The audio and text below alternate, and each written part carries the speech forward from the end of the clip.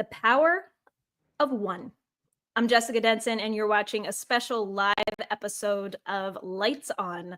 If you're not already subscribed to the Jessica Denson YouTube channel, please do that right now. Turn on your notifications, like, share this video. This is the home for movement. This is the show where I am a one-note instrument talking about what we can and must do to remove Donald Trump and his illegal presidency from power now. I honestly don't know what the hell anybody else is doing if they're not having this conversation. And in just a few minutes, I'm going to be joined by Gabe Garbowit. He is the founder of Citizens Impeachment, the organization that has been lobbying members of Congress to go on the record as to their position on impeachment and removal. They were very instrumental in the articles of impeachment that were filed a few weeks ago that we are going to definitely follow up on today. We're going to have follow-up conversation about the invocation of Rule 9, which is, of course, the tool that representatives have in the House to force votes on their articles of impeachment.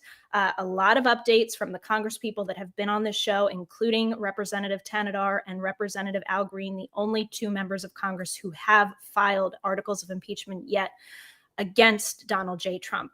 Now, I said this on Friday, I will say it again. The Congress of our United States writ large, in particular the Democratic Party, who is in the opposition and needs to lead the effort to take down this authoritarian assault on our freedom and our country, needs to read the temperature in the room. They need to get on board and start taking action and stop being antagonistic to those who are willing to stand out and do what needs to be done now. Yesterday was Memorial Day. Of course, you probably heard so many of them talking about their honor and gratitude for the sacrifice of those who have died for this country. In particular, we think about wars like World War II, defeating the Nazis, D-Day, Normandy, those epic battles against fascism, against tyrannical governments that we as a country and allied forces united to defeat. And these representatives went out, many of them yesterday, speaking about how they honor their sacrifice. And one of them that I heard, I thought I'd share this quote, because every single one of them, when they talk about their obligation, it's like they just fall right short of what they actually need to do, which is start advocating for any and all legal means for Trump's removal from office, impeachment being the one that is spelled out in the Constitution. This was Zoe Lofgren yesterday on a cable news show. She said, "Those who we honor ran towards gunfire and gave everything for our freedom. We're not asking people to run into gunfire. We're just asking people to stand up for our freedom." That's exactly all that we are asking our congresspeople to do. We're not asking them to run towards gunfire. We're literally just asking them to take an uncomfortable vote, or God forbid, in their minds that I don't really like, the analysis that these people are doing is so backwards to me, but in their minds, take a risky position for holding on to their seat. Little do they know, if they had the courage to jump on these votes instead of whipping against a vote on impeachment, if they had the courage to get behind them, their popularity numbers that are right now in the gutter would skyrocket. Donald Trump is trying to pass what you've heard as his, I'll just call it what I call it, barbarous backwards bill that, among many other things, many other egregious things, threatens to remove the power of the judiciary by disabling courts from being able to hold the government in contempt. Just to give a little perspective, this was essentially what happened as Hitler was bringing to bear the Enabling Act 53 days into his presidency, into his power in Germany, that turned him from a so-called democratic leader to a dictator, taking away the power of the judiciary. That is where we are. And so I started off telling you that we have extreme power, immense power in one. one person doing the right thing. Representative Sri Tanadar, who filed the first articles of impeachment, had extreme power by simply invoking Rule 9. And he reneged on that. We're going to talk about that today. We're going to talk about what we have, the information we have from his office, where we are on a prospective vote, and him following through on the promise he made on this show and on the floor of the House. And also the power that individual senators, literally each individual senator, doesn't need a majority, doesn't need leadership. One senator, hint, I'll give you a hint, Tommy Tuberville, okay? That's a hint as to the power that one senator has to stop this barbarous, backwards bill that is going to try to turn Trump into a dictator by July 4th, the day that marks literally our freedom and independence from a king. What could be more important? Where are you, senators? Where are you, congresspeople? Where are you, friggin' Democratic leadership? Read the friggin' room already. So without any further ado, I'm going to bring in my friend, as I mentioned, the founder of Citizens Impeachment, this organization we've been so happy to highlight here on Lights On and get traction behind this movement. Also, a lot of work being done by the May Day movement. We're going to share some of the information they've been sharing with us from their interactions with congressional staff on the Hill. So please join me in welcoming back to the show, Gabe Garbowit. Hey, how's it going? It's going well, all things considered. As I always say, Gabe, I feel better because I'm engaged in this fight. And I don't know, do you share that sentiment? Like being active makes you sane and less fearless? Yeah, I was just actually talking about this with some Hill staffers. Like, it's been it's been so much better to be like able to just kind of honestly say whatever I think and also advocate for the things that I believe in. Yeah, I mean, it's just like such an obvious crisis right now that it's just been amazing finding like a community of people who feel the same and are all willing to work together towards a common goal. Yeah, I don't want to say I've been having a blast because that's first off, it's not true. But it has been like a really, I think, fulfilling experience to be advocating for something that very obviously needs to be done, which is removing the most powerful person on the planet from office. Yeah, the most powerful yet so obviously disqualified and unfit and ripe for removal. I think what's so extraordinary about the work you're doing and the work I do here on Lights On and the Mayday folks and their goal, and what I think is so important about our activism is that it is directly plugged into what this country wants right now and what this country needs to save us from our downfall, basically. I mean, this is the one thing. If we are not, you and I share this sentiment when we talk privately and when we've talked on this show before, trying to diagnose the bit by bit violations and handle them one by one in a piecemeal way is not the proper approach here. Not to say that court challenges shouldn't be brought every single day, and they absolutely should. And, I wish all of the strength and give all of my support to those who are engaged in those fights, 100%. But our representatives who have sworn an oath to defend us from enemies, foreign and domestic, like what the hell are they doing if they are not calling for Donald Trump's removal from office or saying it's not the right time? Yeah, I mean, I've been thinking a lot about how there's kind of been two reference frames that I think people can view everything that's going on.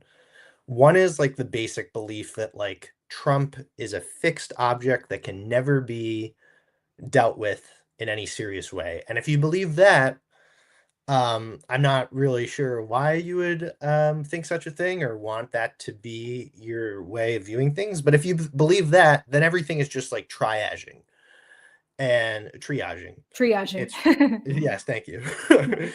It's like just okay, there's like this news cycle. Wow, this sucks. How can I deal with that? Oh no, there's like another thing that's coming in. How can I deal with that?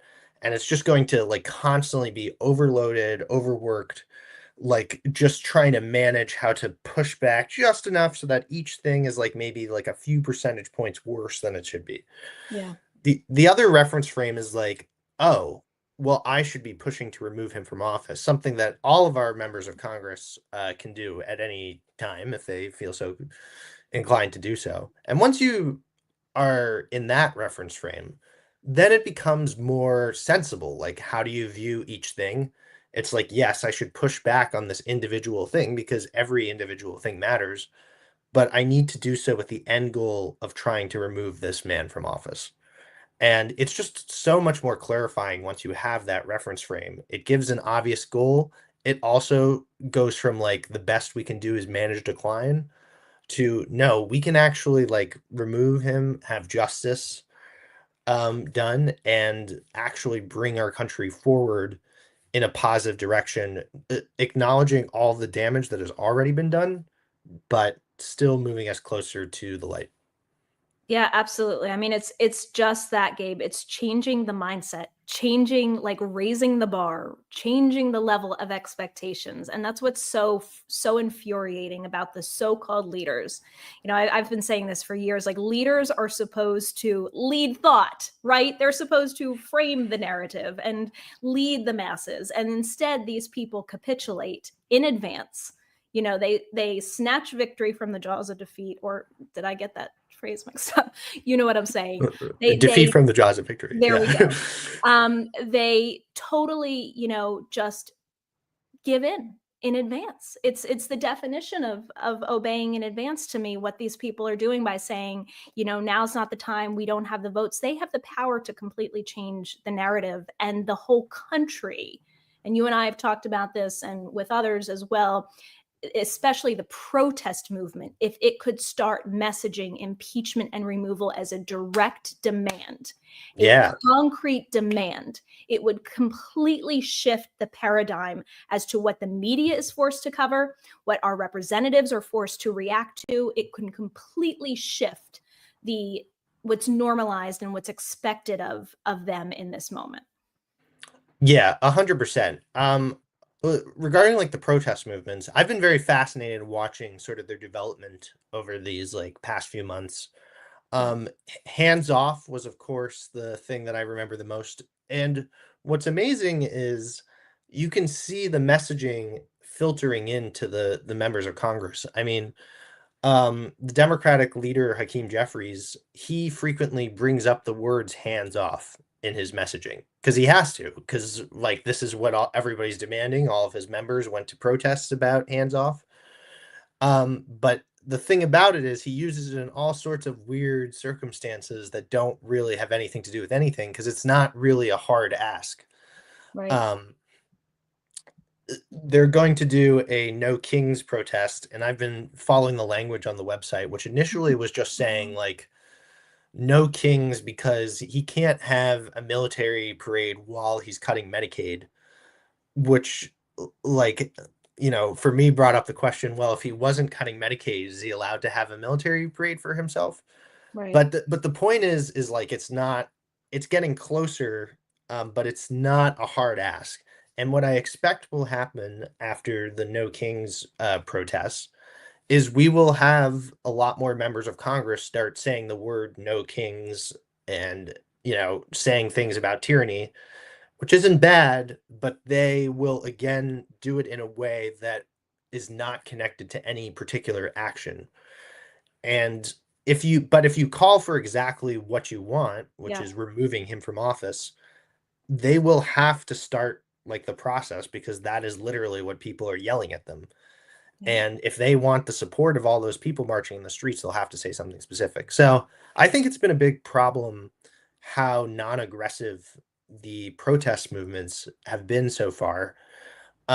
Because with the exception of mine. Yes, of course, with the exception of Jessica Denson. Let all of your viewers know that is my stated belief, and not just because I'm on her show. No. Yeah, like I think that's nowmarch.org. Go see what we did at nowmarch.org. Yep. Yeah, yes, absolutely. Yeah, go there. Yeah, I mean, writ large, the protest movement, and yeah, also I should say like there I have seen plenty of like smaller things, but the national movement that has been going, there's been this focus on like trying not to isolate people, Though I'm not really sure the people you're isolating who go to a No Kings rally that also aren't supportive of impeachment. But that focus on trying to be broad without making hard ass actually just devalues what the point of the Yes. protests are. Yeah. And I think people who go to those protests, like I should be going on No King's Day to protest, but I will be doing it with a hard ask on whatever sign I bring or whoever I'm with, and also going to be talking to other people to try to encourage more push specifically for that. Because if like the activists aren't going to call for it, then like the Who is? lawmakers are going to be the Yeah. last people to do it. I mean, they're already proving themselves to be like Yeah. feckless cowards. So Yeah. yeah, We have to. I'm not expecting them to be the ones, but I do know from polling a majority of American voters already support impeachment. So it's very obviously something that has a mass movement potential. I mean, people always talk about that 3.5% figure, like if 3.5% of people push for something, they get it. I mean, yeah, what about like 50+% Yeah. people, which is currently what it is right now, including from the polling I've seen 20% of Republicans. Right. So, yeah, a lot of opportunity there being left on the table, and it is causing like the Trump administration to be able to just kind of continue plowing through all of their fascist agenda without any real meaningful pushback from the Congress. Yep. Yep, that's it. I mean, that's ultimately where we are. Like the lack of willingness to take the needed action from Congress without the proper messaging from the movements, without that appropriate pressure. Essentially, everybody's an enabler.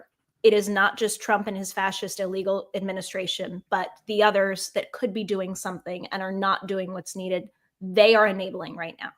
Like that is what I am here to point out to you folks in the Democratic Party and Democratic, seats in Congress. Like ultimately you are tied to this. Why? Not because you're for it, but because you're not willing to use the tools you have to be against it.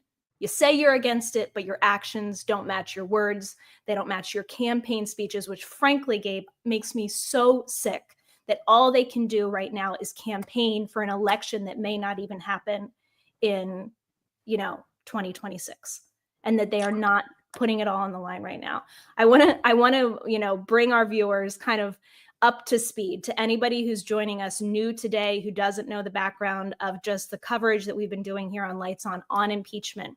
A couple weeks ago, I had Gabe on for the first time. Not long after that, Representative Sri Tanadar of Michigan was the first to file his articles of impeachment. Of course, Representative Al Green had been promising for a long time, but Representative Tanadar jumped the gun very much with the urging and the pressure of citizens impeachment and the May Day movement. So to think for 1 second that these movements are not incredibly powerful is to think wrongly. They are, I mean, literally, we are making history. We are turning the levers and, turning the wheels that can either save us or not right now.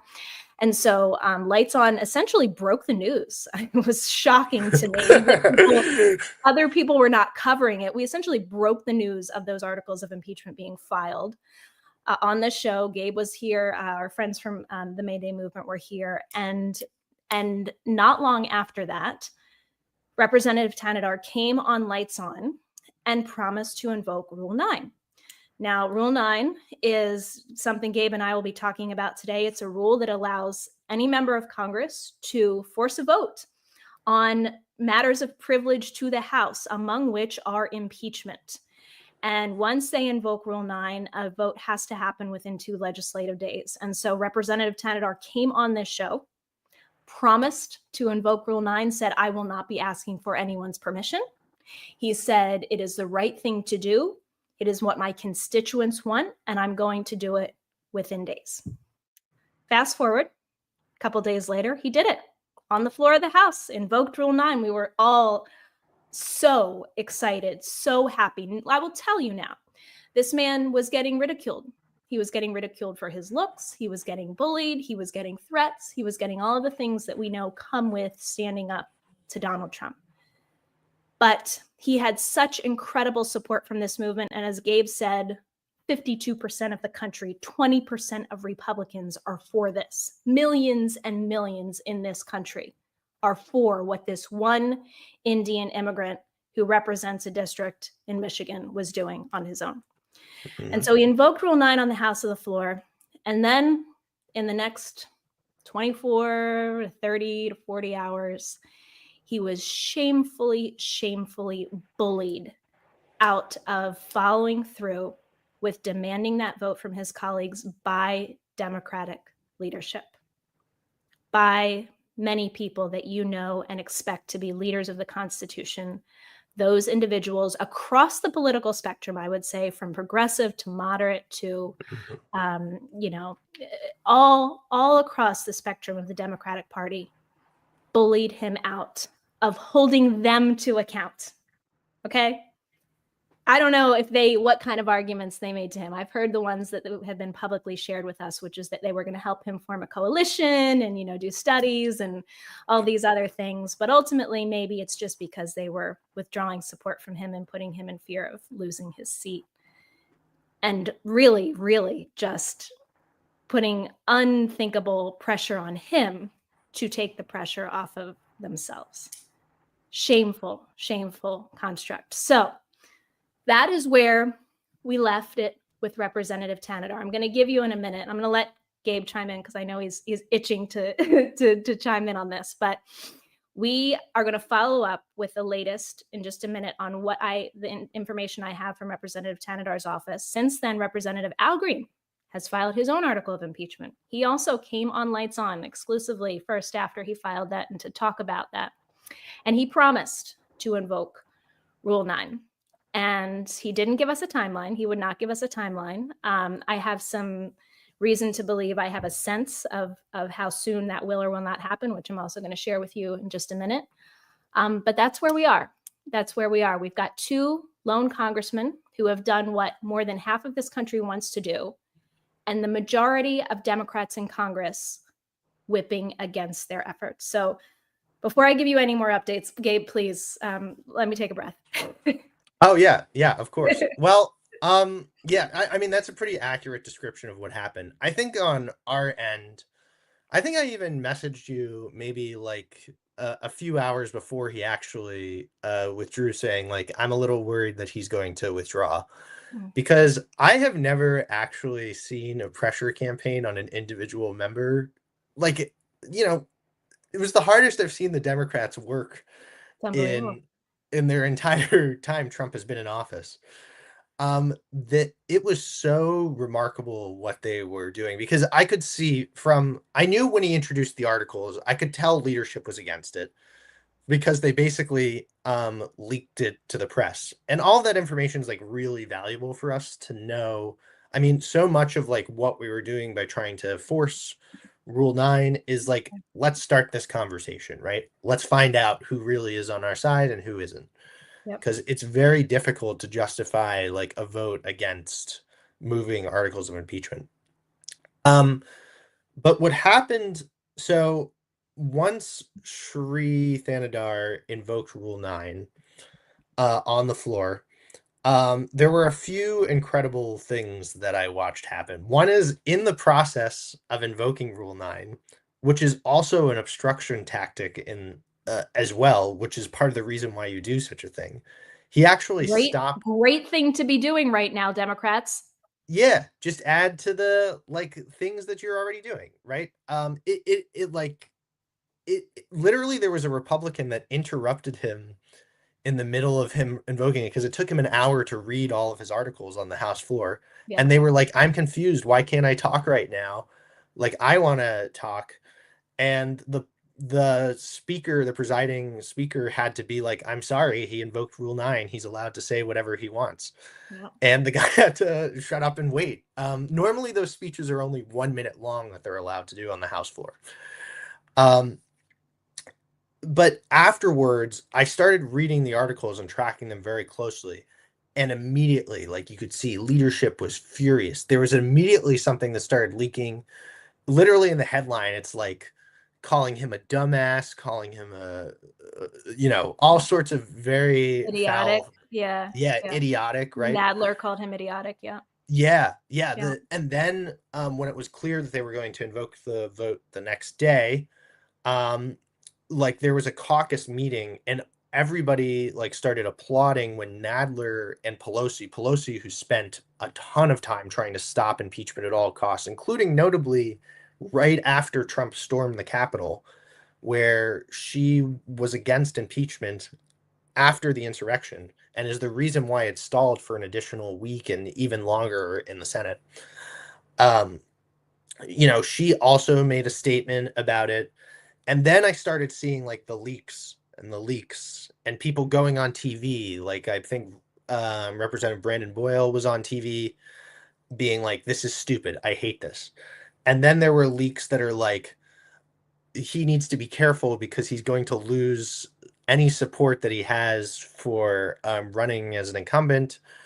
And then he was getting calls to his office from across the caucus, like dozens of calls from people telling him, do not do this, do not do this. Mm-hmm. And the part where I knew there was a danger zone is there's a long walk to the Capitol that you have to do a vote. It is a hallway. It was meant to have a subway in it, but they turned out they built it too narrowly, so they never put in the subway. It is about a 10 to 15-minute walk that you have to do to get to the Capitol building to actually, if you want to go to the chamber and finish up the invoking of Rule 9, you have to go, like, to force a vote on it. And By the way, I knew, I'm trying to pull up as we speak that picture you sent me of him walking with Representative Raskin, but I can't yeah, find it. yeah, It's his picture says a million words. I will yeah, try to find it while we're talking. yeah. That's in that hallway that you have to do to get to Yeah. votes. Yeah. And my understanding is that up to like 50 members, including to when he got there, literally swarmed him as he was entering the chamber. And it was like aggressive pressure. Do not do this, right? And like, there are no rules. They can do literally whatever they want and say whatever they want to him. And just picture forgetting the lawmaker thing for a minute. I'm not I'm not like really going to defend his behavior because it is like, I think there were a lot of things he could have done that he didn't do in advance to try to like keep a coalition together and do this in a way that would have made it more likely he would have been able to do this without the worst hazing campaign imaginable. But at the same time, like, just picture yourself and like you're in a workplace and you're doing something bold and courageous, and literally all of your colleagues are like signaling how aggressively they hate you and working tirelessly to make sure that you don't have a job in as soon of a time as possible. And that is like what happened to him. Um, and Disgusting. yeah, Disgusting. yeah, again, like I said, it is the most amount of effort I have ever seen the Democrats do for anything. And because they put in the effort, instead of like at any point thinking to themselves, gee, isn't it a little weird that I'm spending all this time trying to stop the one thing that could actually check a lawless president?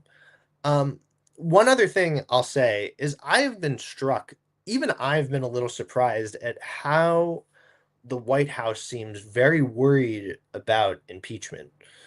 There actually was just an article that came out yesterday or 2 days ago in Axios talking about how Trump is obsessed with worrying about being impeached again, and he is aggressively trying to make sure that the Republicans win the midterms in a way that's very unusual for a president in office, because specifically he is worried about impeachment.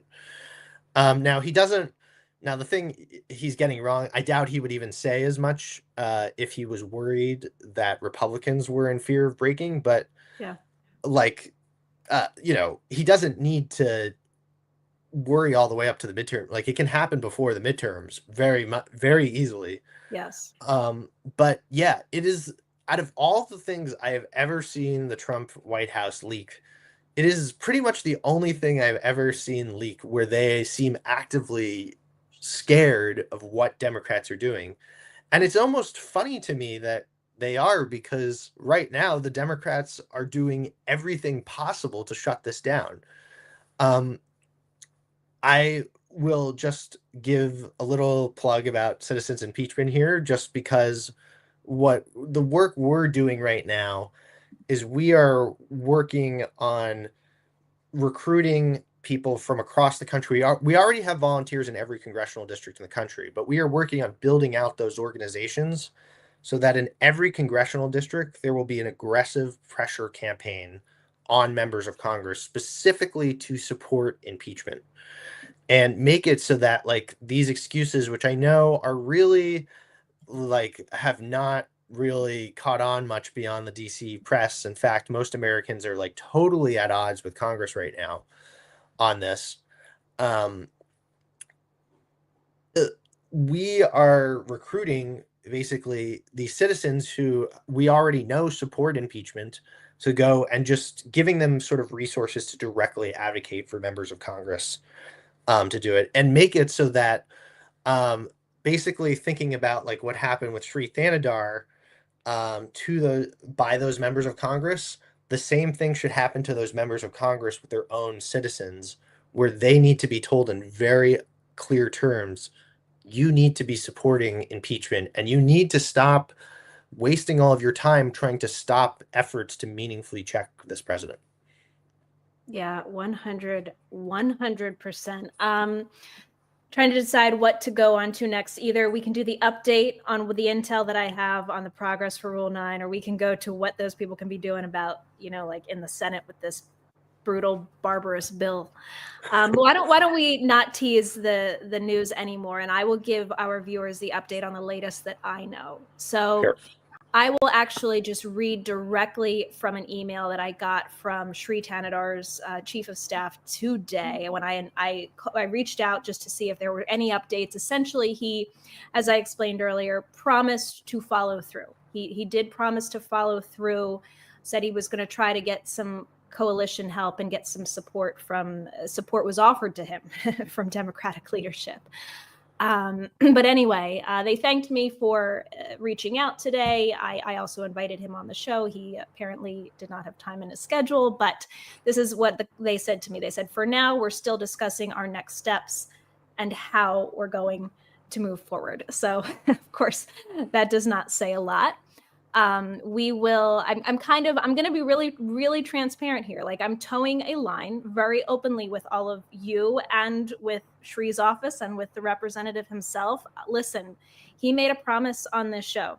He made a unequivocal commitment to his constituents, to the American people. And we're not going to forget about that. We're not going to let him off the hook for that.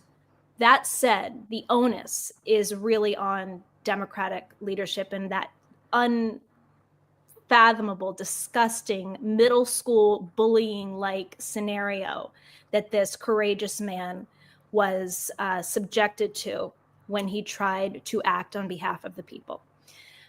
So we are going to keep that window open. I most certainly am going to keep that window open here on Lights On and really encourage this man. I mean, I see like medals of honor in his future for heroism, for taking that courageous step when the people closest to him in that building, where people just make you so sick that they are not honoring everything that has been sacrificed for them to be there.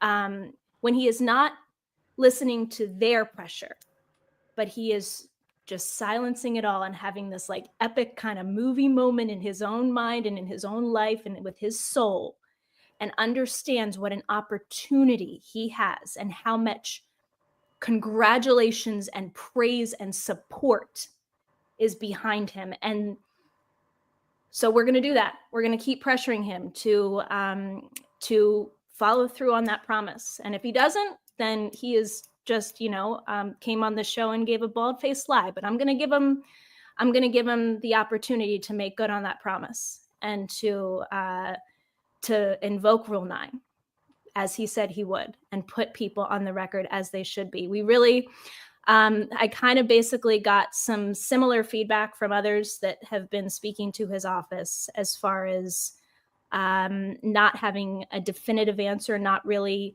having a commitment from those Democratic leaders that promised to do coalition building with him, that there was any progress made. So I mean, my sentiment is that if we are going to have Representative Tanadar fulfill his promise, the pressure really has to continue to come from us, both the pressure and the support. The pressure and the support for him, and the shaming through that campaign that Gabe was describing of the representatives who are whipping and lobbying against this. So that's really my major update from his office. Now, Green is another story. Now, Green came on, and Representative Al Green very much beats to his own drum. I think we can all agree to that. He was promising to file his articles of impeachment for some time, did not, commit to some timelines he had ultimately set for himself, but he did file 2 weeks ago.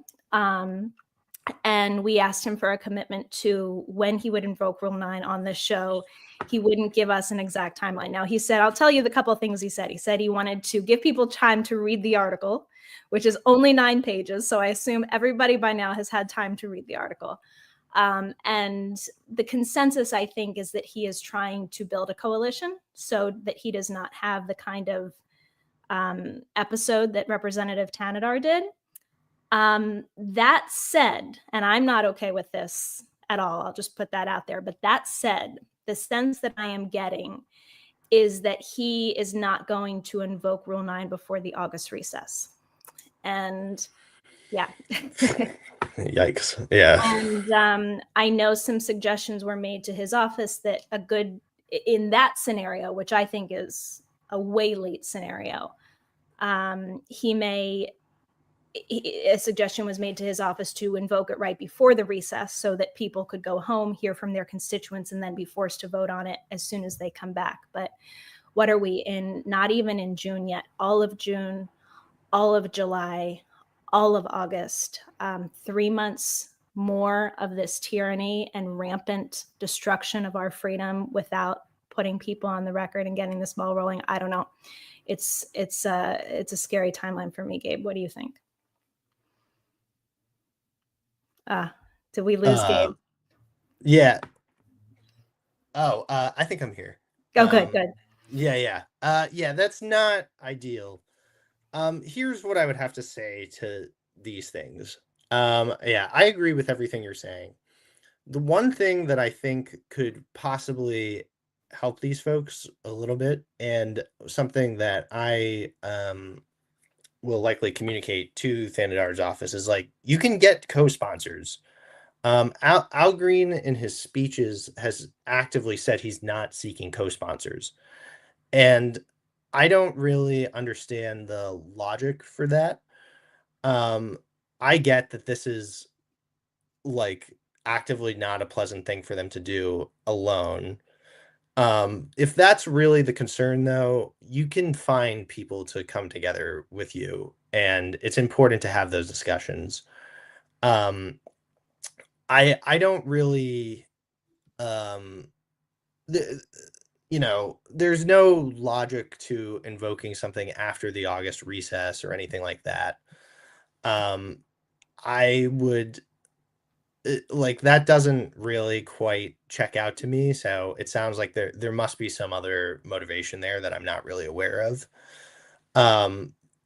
But yeah, like if the concern is that they want to do it with other people, they should find other people. Like, for instance, I know that like Al Green's office, for instance, Ilhan Omar has actively said, when citizens impeachment reach out to them, has said that they will support Al Green's articles on the floor. So, okay, that seems like a pretty good person to get a co-sponsor for. And you can do those things together. And by the way, like, Al Green doesn't even have to be the one to invoke Rule 9, because now the articles belong to the House as a whole. So it can be anybody, or it can be a coalition of people who all band together and decide it. And if you have a coalition, it's like harder to stop that sort of thing from happening. Um, yeah, if that's the concern, there's ways to deal with that.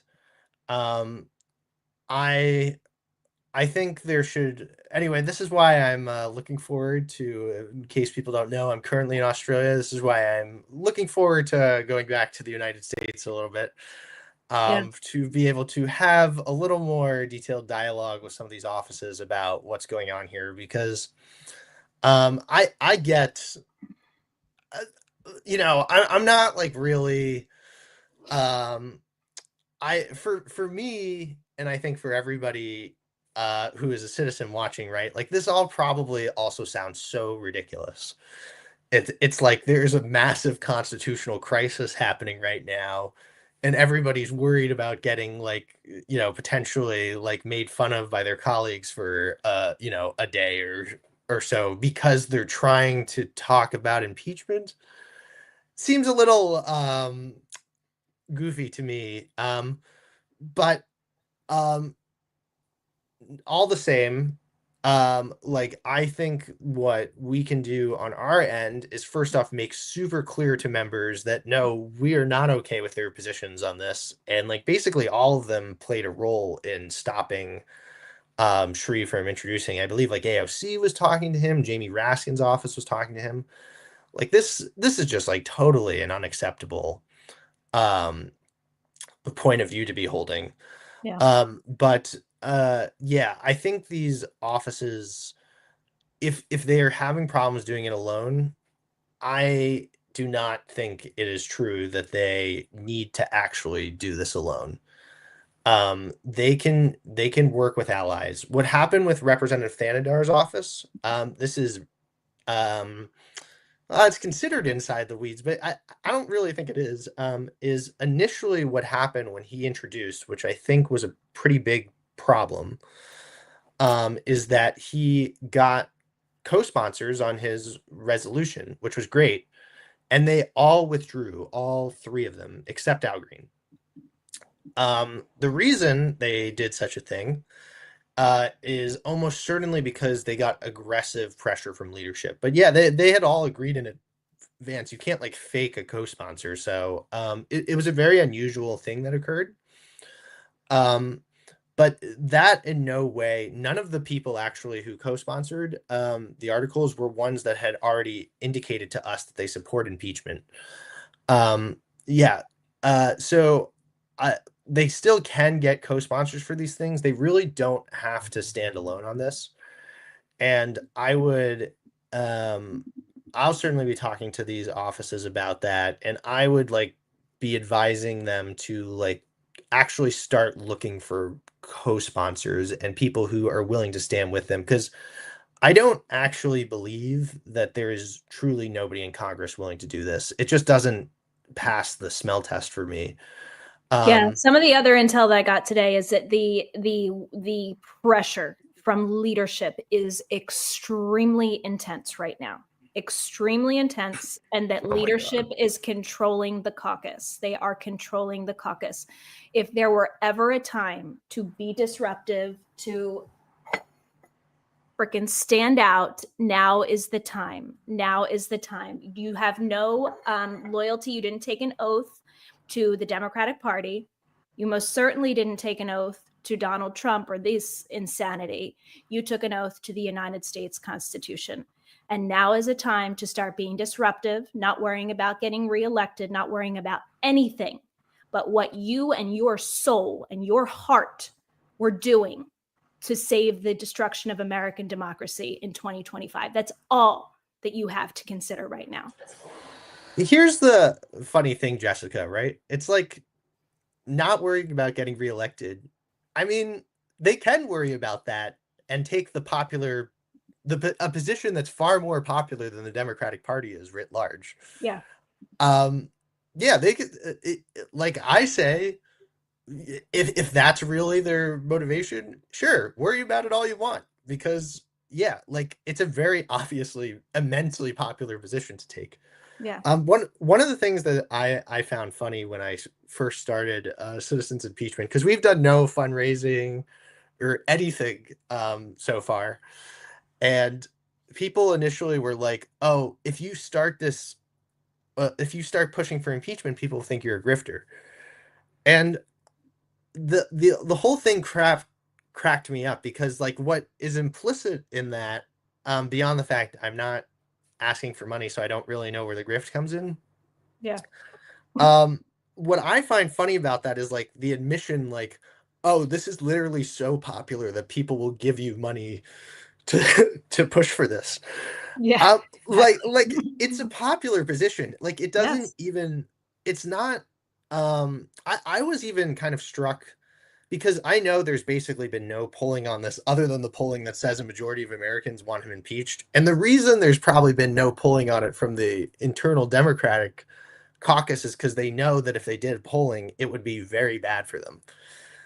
Even with their very skewed polls, they would clearly see that a majority of their base, by like a vast majority of their base, wants Trump impeached. Yeah. Um, so yeah, I mean, it's not really. It's why I've been optimistic about this happening at some point, is because like even acknowledging that politicians tend to be selfish, feckless cowards, this all aligns in favor of people who are being selfish, feckless cowards. It like all they have to do is survive a little bit, and like really, I think, you know, I think a lot of people hear a lot about the corruption in our political system, and like this bullying is where like that's literally you're seeing the corruption in action there. But like surviving a bullying there to like get the adulation of everybody else, it seems like a pretty good trade-off to me. And I could see when Representative Thanedar was doing press conferences or talking with members of the public, he Yeah. was getting quite energized, because of course he was getting energized because he knows that's where like ultimately the votes come from. Like Nancy Pelosi and Hakeem Jeffries and all of the rest of them, they don't really control anything. I mean, that's the reason why they had to resort to bullying him, right? Is because they actually do have no control over when he can invoke Rule 9 and when he can force a vote. Um, but yeah, like that seems like a very easy path forward to me, honestly. Like it, if it's really just the fear of getting bullied, then just like, Overcome how it. does anybody Yeah. stand up to a bully on the school ground, right? Like it's like, Exactly. get some friends and go to lunch with them. Exactly. Yeah, Or yeah, just like me, come to terms with like I ate lunch in the bathroom stall in middle school and I decided could only go uphill from there. So yeah, you can whatever. see, it's like, come on, like let's get out of this middle school construct. We can all, we're grown ups now. We've only got like democracy on the line, for God's sakes. I think because everything is so extreme right now, Yeah, um, it like is more obvious than it used to be. But yeah, like all of this really just comes down to very childish it's power so dynamics. childish. Yeah, yeah, and power games, and I think ones that every American, pretty much anybody ever is quite used to. You just have to. Yeah, The way to think about it is like they talk this weird language about all the various things that like Congress has to do. It's all very official sounding, appropriations, authorizations, national security, whatever. Like it's all like kind of obfuscation of the fact that they're all just like getting in various pissing contests with each other. I was watching during the MAGA murder bill, as that was getting debated in the House. I was watching Hakeem Jeffries get into an argument with the presiding speaker, um, and the presiding speaker was like calling him out for decorum things, so saying like it is inappropriate that you are saying your speech and not directing your comments directly at the speaker. like pretending that this is like, oh, this is so offensive, like, you know, we live in a society, like how, Right. as if like Right. that anybody cares about it, right? Like he's Yeah. just like, Yeah, they made so a the comment like trans that during Tanadar's articles. They said, "Please don't engage in personalities against the president." I'm like, "Oh, are you kidding me? Don't engage. yeah, yeah, Are yeah. you So kidding me?" Yeah. another advantage of Rule 9 Yes. um, is, so there is a rule in the House that doesn't allow like sort of like direct character attacks or stuff, which is why they always reference that in speeches that like Al Green gave it his first Hmm. speech about announcing the movement to impeach Donald Trump has begun or whatever. Yeah, he said that at the like they say that after every time. I don't know if the Democrats would do the same if they were like if they would enforce that specific rule. But under Rule 9, you're allowed to just read whatever is written in the impeachment articles. Yep. So they can't say that afterwards. But anyway, going back to this Hakeem Jeffries story. Yes.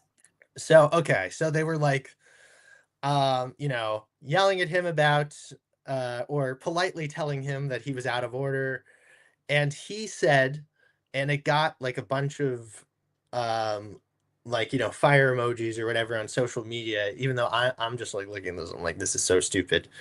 He was like, every time that you try to interrupt me, I'm going to add 15 more minutes to my remarks. And then they stopped interrupting him. And then he very like sarcastically was like, Mr. Speaker. Now I was watching this while people were like, wow, look, he's finally standing up to them. I'm like thinking, okay, so you can just add 15 minutes to your remarks. Why aren't you adding 15 hours? And Yes. and And and this he is the actually now this could. is called the magic minute, right? Which is one thing I wanted to ask you about. This is a unique opportunity that House leaders, both in the minority and the majority, have. So Hakeem Jeffries has this. I think you're about to tell me about the magic minute. Are you? Yes, I am. Yeah. Okay. The magic minute is a very silly thing, but basically normally every member can talk for 1 minute. Um, there has been a precedent. I don't believe it's an official rule or anything, but there is a precedent um, in the House that the leader can talk for unlimited amounts of time. And it has been the longest speech in House history was given as a part of the Magic Minute by Kevin McCarthy. Um, I believe actually doing a protest against a reconciliation bill. So the same thing that this MAGA murder Mm-hmm. bill is. Um, he talked about at one point he was complaining about baby carrots and saying that they're a scam because they're just miniature carrots, and so I don't know why anybody buys them. Like, you know, it doesn't matter what he was talking about, but he did it to stall the bill, which he did successfully do. Yeah. He spoke for like over 8 hours, which isn't even that long in the Senate. You know, Cory Booker, he wasn't really obstructing, but he talked for 25 hours. Yeah, so, but Hakeem Jeffries could have done this himself. But the only reason he extended his remarks at all is because he was mad at the speaker for telling him to address the Speaker of the House while he was doing his remarks.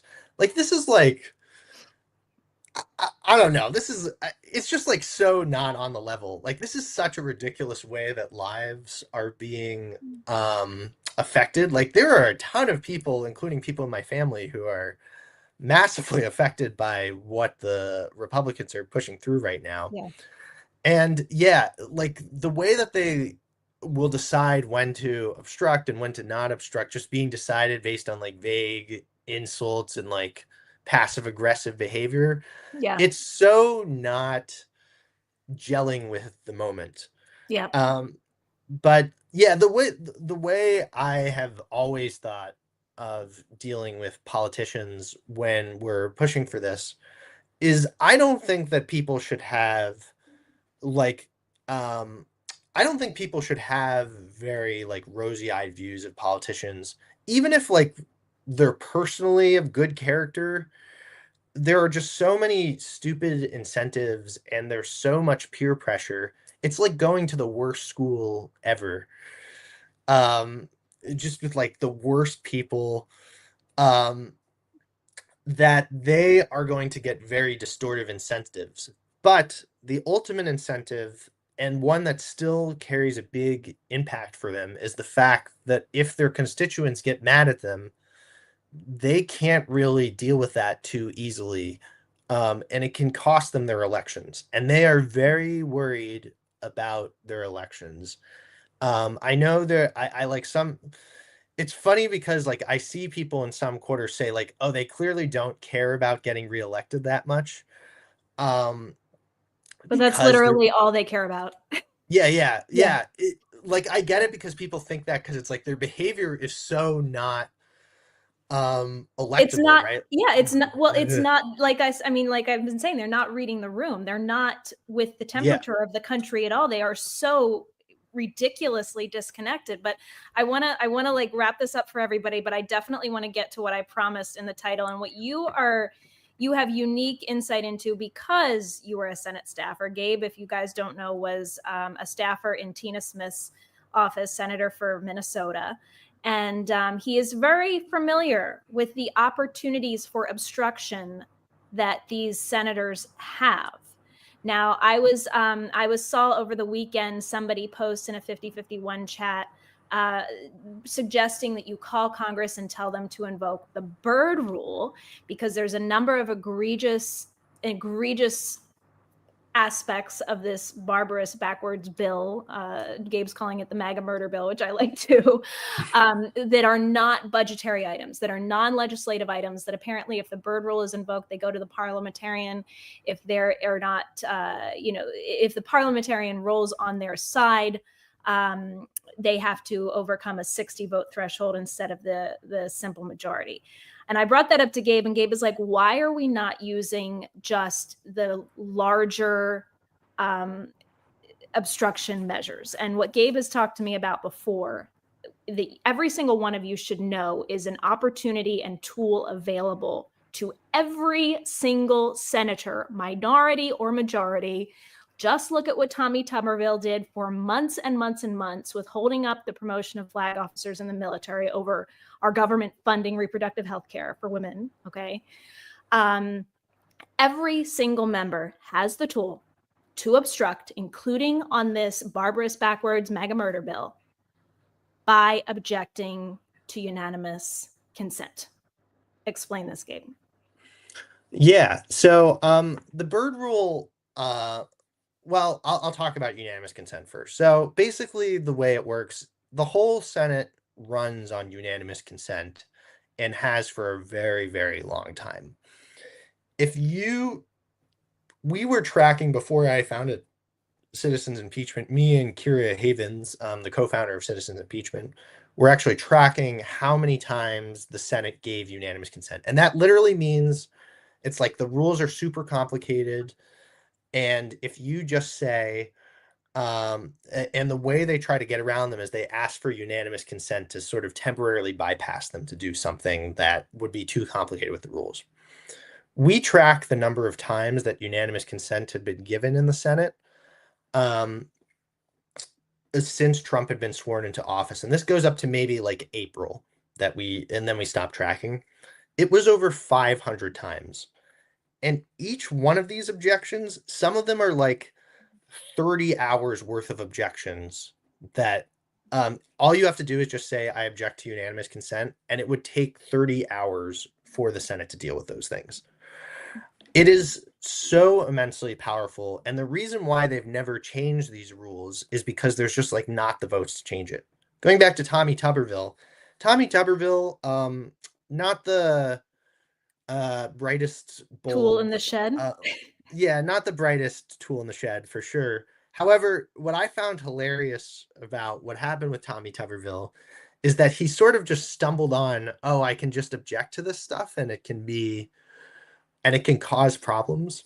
And what he did is he held up all promotions in the US military for 10 straight months while the Democrats controlled the Senate. Because all he would do is object to unanimous consent. And the senators were furious at him. And they did the same bullying tactics that you saw with Representative Thanadar in the House from both parties.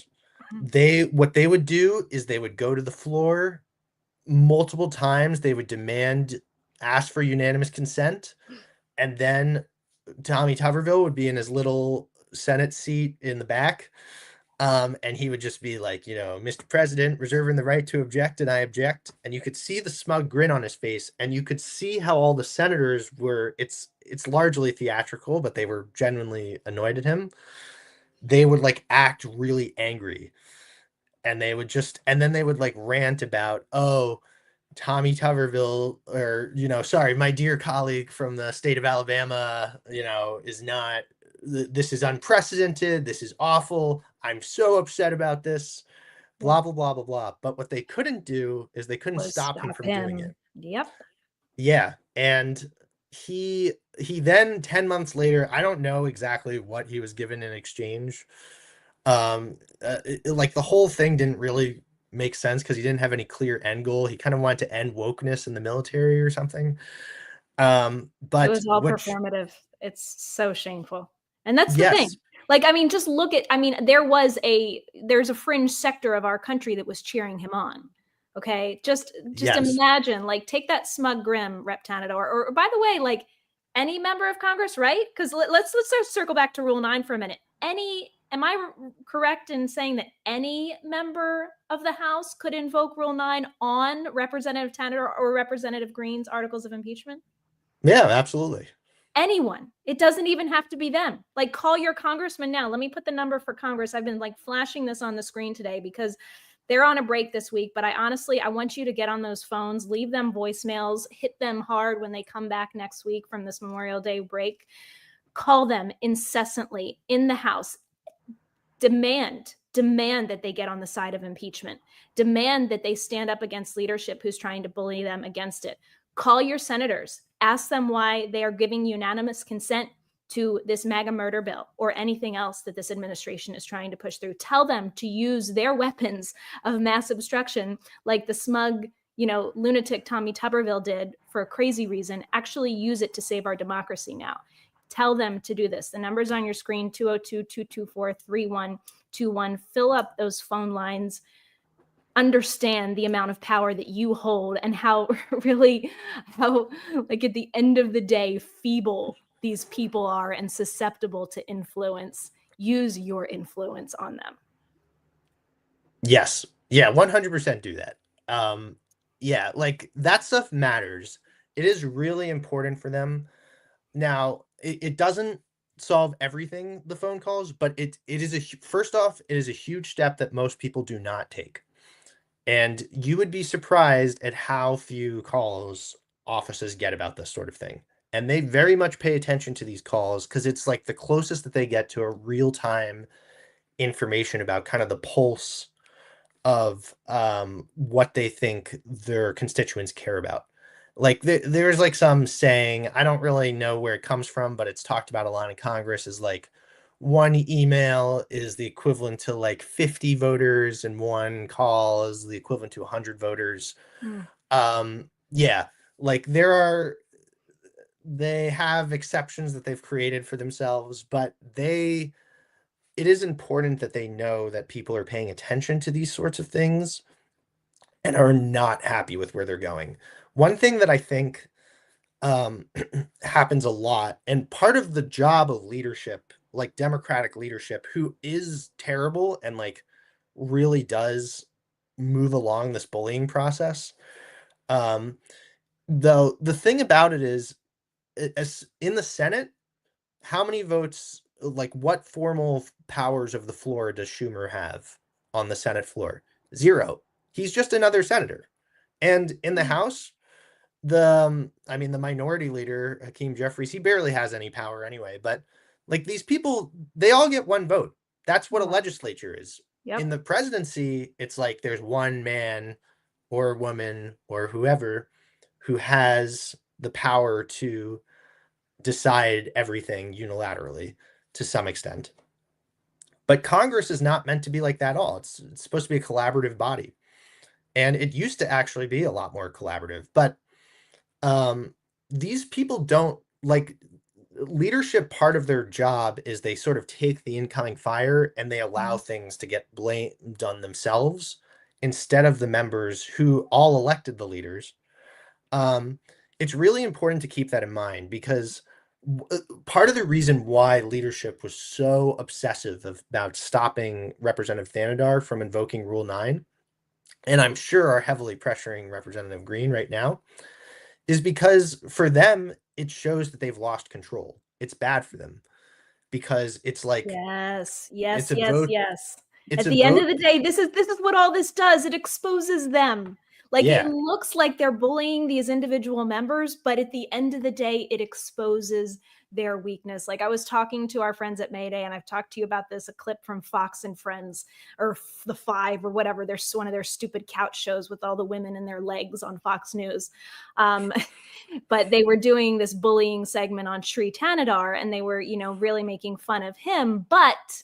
But guess what they circled back to? They circled back to the fact that it points out the hypocrisy of the rest of the Democrats, which is absolutely what it That's does, right. for not being willing to put themselves on the record. Are they for or against removing this man from office? It ultimately, like I said a couple weeks ago when I reported on what happened, they're not covering for Sri Tanadar. They're not covering for the American people. They're not covering for anything else that's a nice little timeline for anybody. They're covering for themselves. They don't want to be exposed. So, yeah, I mean, there's just no logic behind it whatsoever. Yeah. It's ridiculous, right? Like, Yeah. I don't, what I think really shows, to be honest, why this is frankly one of the worst Congresses in American history, Yeah. is these more normal political leadership would be able to understand their priorities a little more and be able to see beyond like the immediate silliness of the chamber, right? Yeah. Like, one thing that I found very frustrating working in Congress, and is why I know this is going to be like a battle that is going to have to be very clear to them. Like, you have to make super clear that they are doing not just like the heroic and correct thing, but the thing that is actually the most optimal for themselves for keeping any sort of power at all. Because the longer Trump stays on, I mean, he's made very clear he doesn't care at all about the Democrats. I mean, he just his Justice Department just charged a member of Congress on a totally BS charge. I mean, that Felony literally assault. Insane. Yep. never happens, by the way. Yes. Like, members of Congress are so cartoonishly protected from the justice system all the time, because in normal times, they decide what the Justice Department is funded on a year-to-year basis. And so if Yeah. you piss off members of Congress too much, that can affect your funding. But Congress has shown itself willing to just give Trump exactly the funding packages that he wants. And so they're feeling confident enough to start charging members of Congress. And like, it starts with one member, and there really was no meaningful pushback on that whatsoever. What I saw is, I think the members of Congress thought they were doing something. They said these statements like, "This is over the line. This is so unacceptable. We stand with this member of Congress." Do they though? I mean, they haven't. Why didn't they try Yeah. to remove Trump from office for his? Yeah, and I just want to bring this out. Like, understand this construct. Anytime that you see somebody in the so-called pro-democracy space interview a congressman, a Democratic congressman, and cheer them on. I mean, I saw a headline from my former network when this vote failed, the Rule 9 invocation failed, saying that Republicans blocked it. No, actually, Republicans didn't block it at all. It was Democrats. If they are not holding our side, okay, the pro-democracy side, our only hope from a legislative standpoint to stop this now, if they are not holding them to account and demanding that they answer for what they are not doing with the power that is given to them, they are explicitly part of the problem. They are part of the problem. They are enabling Yeah. this. 150,000%. So when you watch any of these people that you think are stars in the Democratic Party, any of the networks, I mean, look, there's people out there. I just wish people would go a little further. I had one other thing in my notes I want to quote before we leave. This is from Norm Ornstein.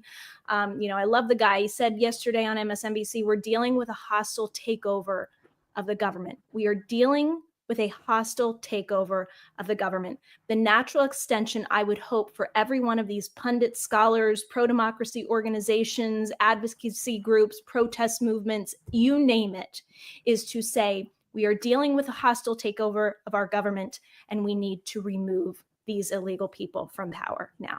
That has to be the natural extension of the conversation. If it's not, something is wrong. Yeah, 100%. Like I feel like everybody also intuitively knows this, right? Yes. Like, what's the number one criticism of politicians? It's like, oh, they always say something and they mean something else, right? They're always trying to gaslight everybody. Everybody knows this. Yeah. It is, and I think it has been a large failure of media institutions and generally people who, have conversations with members of Congress to not point those things out and not do the research or not like what's happened a lot is like for instance when I watched all those members of Congress go on TV and be like, I'm so upset about this attack on this one member of Congress getting charged with a crime. A lot of times like the journalists, maybe because they're not curious enough for whatever reason, they almost just kind of are taking what these powerful people are telling them and not reflecting on why they're saying those things in the interest of access or something. Access But and yeah, keeping their profit models going. A lot of them yeah, just yeah, safe.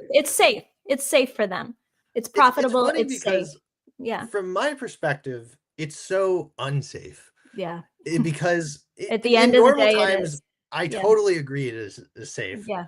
but not when you're dealing with the fascist tyrant. Yeah. Like what's happening is that like when I saw those statements and everything coming out of the Congress, it radiates weakness to me. It Yes, is it like a does. giant flashing signal to Trump Yeah. that says, like, I can do whatever I want and 100%. nobody is going to say a word about it. Yeah. It is like other than in like the most extreme totalitarian states, right? They usually allow some dissent. Like, why wouldn't they allow some dissent? It's kind of like a nice little release valve for everybody so that the anger can be filtered through something that's not going to go anywhere. Um, so in Trump's case, just because he is so uniquely deranged, I think even compared to a lot of dictators around the world, like I think he can't even really deal with members even saying that stuff too much. But as long as that's the only thing they're saying, they might as well be just towing the party line. Yep. And it's almost like kind of like this complicated little stage play. I don't really um know. I think some of the Democratic members of Congress are extremely corrupt and like are willingly being like complicit in the crimes of the Trump administration. I think a lot of the other ones are just kind of going with the flow. Yep. Because it's easier to go with the flow.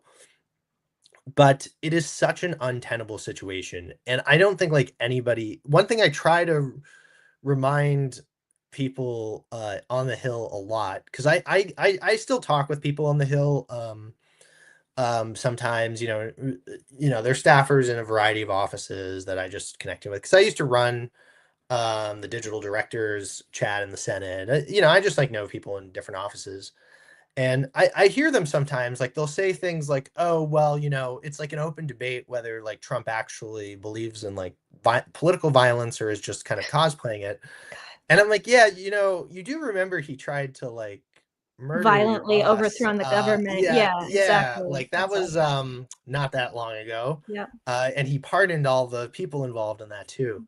And he's Yeah, disqualified from the presidency because of that. He's an illegal president. yeah, All of yeah, that is yeah. true. Yes, yes. I think I was just thinking about this last night too.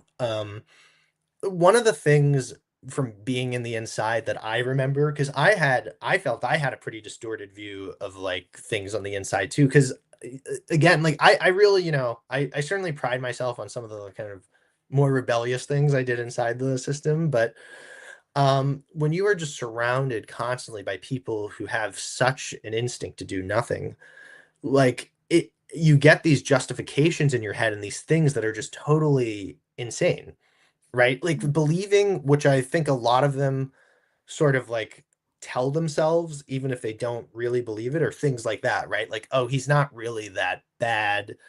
This is just a lot of noise. because those are the things you kind of need to believe to like continue doing your job in a way that is not ridiculous. Yeah, I mean, it's a real problem, but the reason why I'm advocating, and I know why you're advocating, like we do this stuff because it's the right thing to do, Yeah. but also, I mean, I do genuinely believe that is a fixable problem.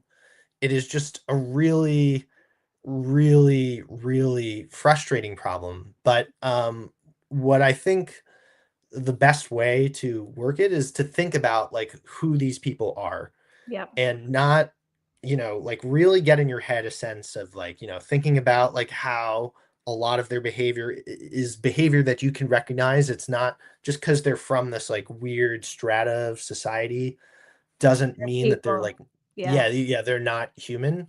Yeah. They are human.